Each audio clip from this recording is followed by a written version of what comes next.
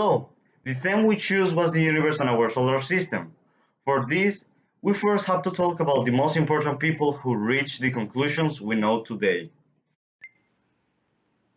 Nicolaus Copernicus, the most important researcher of the heliocentric model.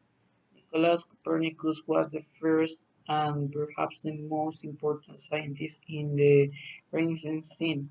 He was also clergy, doctor, economist, and astronomer. He studied in Krakow and Bologna in 1500. Copernicus, he receives his doctorate in astronomy in Rome. The following year, he obtained permission to study medicine in Padua, the university where Galileo taught almost a century later. He has always interested in the problems presented by a geocentric planetary model, which it has antecedents and the almanacs of Ptolemy.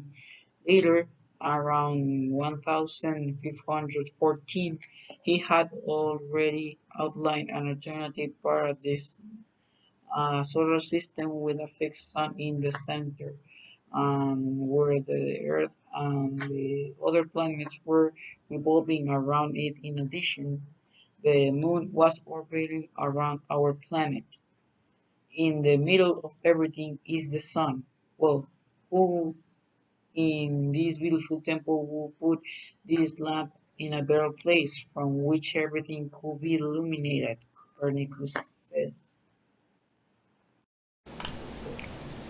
Edwin Hubble was born in Marshville, Missouri, USA.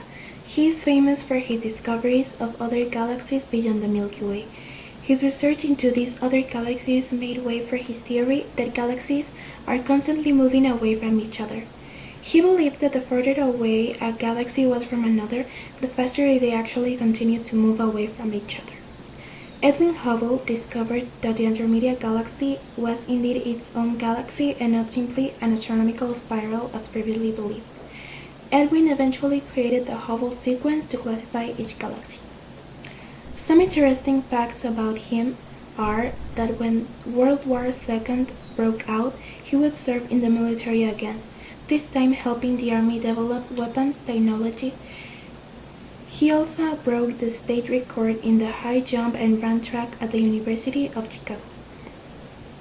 Some awards won by astronomers are George L. A. Hale Prize, Gerald B. Prize, Gordon Myers Amateur Achievement Award, Harold C. Urey Prize, and the Whipple Award. If I talk about Johannes Kepler, as a start I can say that he was a German astrologer and astronomer, and he became known for many of his works and laws in relations to the universe. His passion for astronomy grew thanks to when he was a boy he had to observe the passage of a comet in 1577, and then on January 3, 1580, a lunar eclipse. He studied at the University of Tübingen, where he learned astronomy from Michael Maslin, and his belief was based on that there were 7 planets, which move around the Earth. This known as geocentric theory.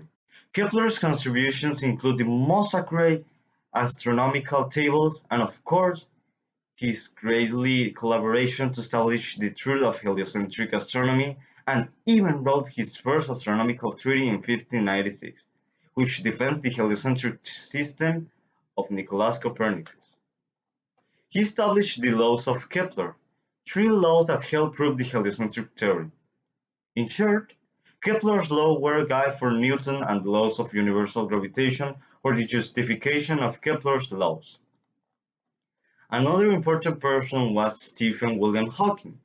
He was an English theoretical physicist whose theory of exploding black holes drew upon both relativity theory and quantum mechanics. At the age of 21, was diagnosed of amyotrophic lateral sclerosis, an incurable degenerative neuromuscular disease. But this didn't stop him. He worked in the field of general relativity and especially on the physics of black holes. He written 2 rival cosmological theories, the Big Bang and the steady state. Furthermore, he believed that the universe was so vast that he didn't rule out the idea that other intelligent life exists.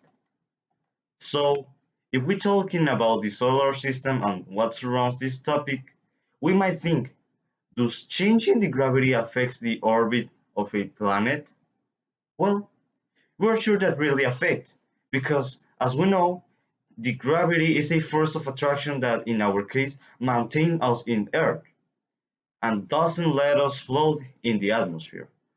So the gravity which is related to mass is which keeps the planets in their orbit. Thank you.